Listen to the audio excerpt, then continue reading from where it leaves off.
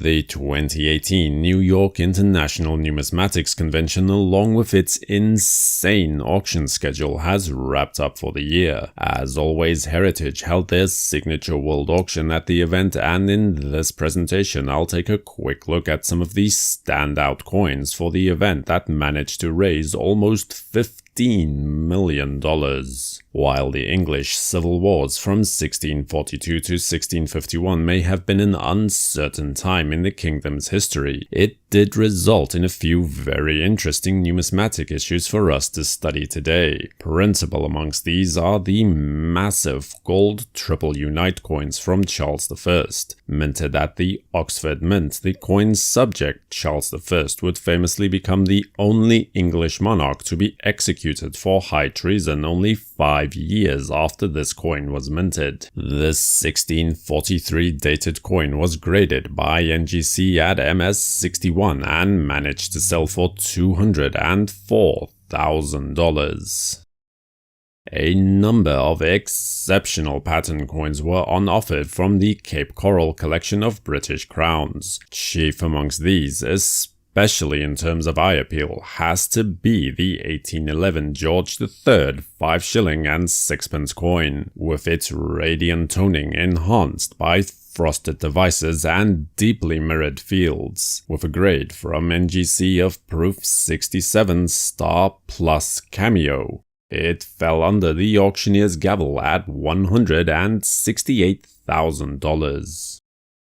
Another George III piece worth mentioning is the famous Three Graces pattern crown of 1817. Now, I will readily admit some bias in this, as behind the Una and the Lion coin, this is easily one of my favorite British coin designs. The allegorical representations of Ireland, England, and Scotland on the reverse and the boldly implemented bust of the king on the obverse is a fitting testimony to William Wyand's talent as an engraver. At a grade of Proof 65 Cameo from NGC, this coin sold for $120,000.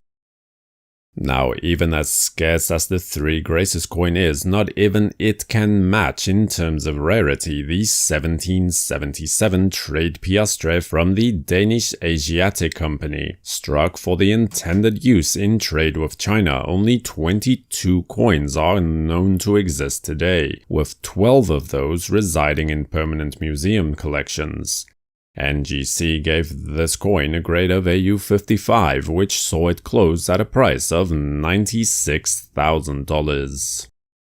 A coin that is always guaranteed to draw attention regardless of its date or condition are the French Louis d'Ors. But this 4 Louis coin is exceptional even for its pedigree. These large-sized homage coins were supposedly struck as presentation pieces for King Louis XIII to demonstrate the new currency before its adoption, as few of 7 examples of this date and denomination are thought to have survived. Graded by NGC at VF25, the coin has sold for $72,000. While on the subject of French coins, I'd be remiss not to at least mention some of the choice Napoleonic coins that were on offer, such as this 1813 5-franc coin from the Paris Mint. Although the fields do not display brilliantly, both the strike and the details are exceptional. Housed in a PCGS slab at a grade of MS63, the coin sold for $2,760.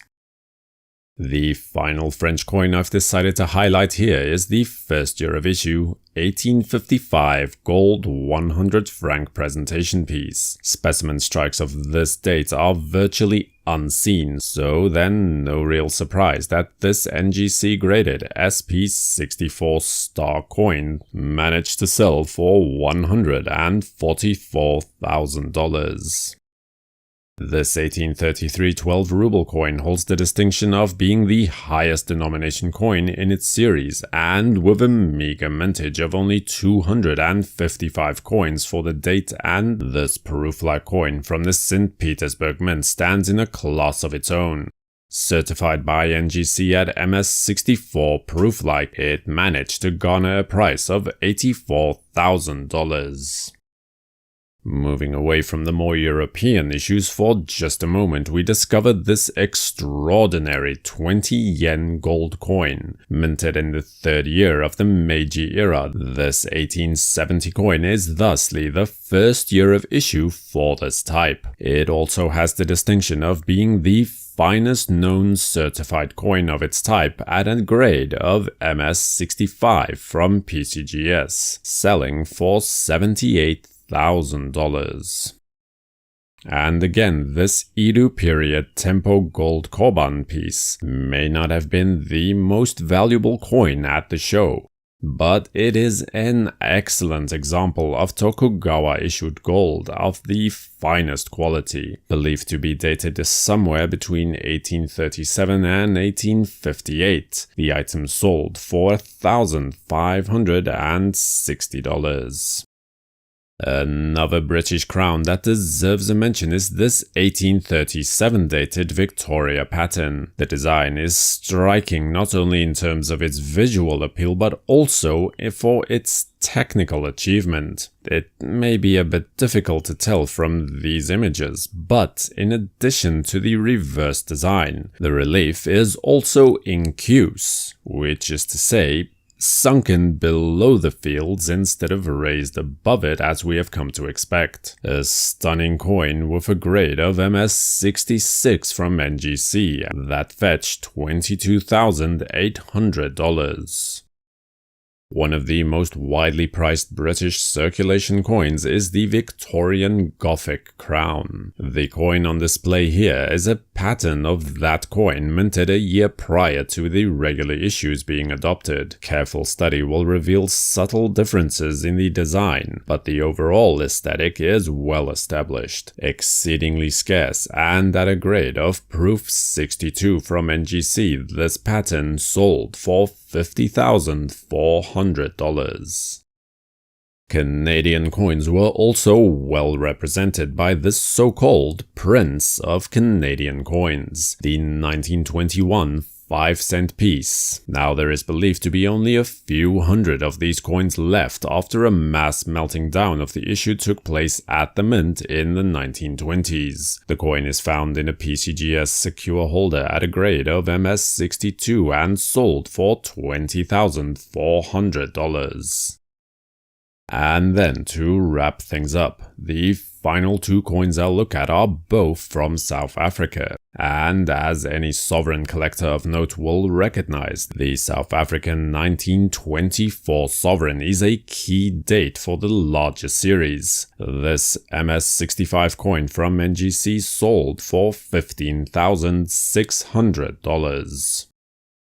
Now, while the South African 1902 Veldpond or field pound may not look like much, it is an absolute key issue for that country's numismatic catalogue, struck during the dying days of the Anglo-Boer War, as the name suggests, literally in the field. The coin is estimated to have an original mintage of far less than 1,000 pieces. This example, graded by NGC at AU 55, sold for $14,400. Well, that's it for now. I hope you liked this presentation, and please let me know which of these coins left an impression on your mind in the comment section below. Feel free to subscribe to the World Numismatic News and activate notifications as well, never to miss any new videos. For the World Numismatic News, I am Numisman saying thank you ever so much for watching. Keep collecting and have a great day.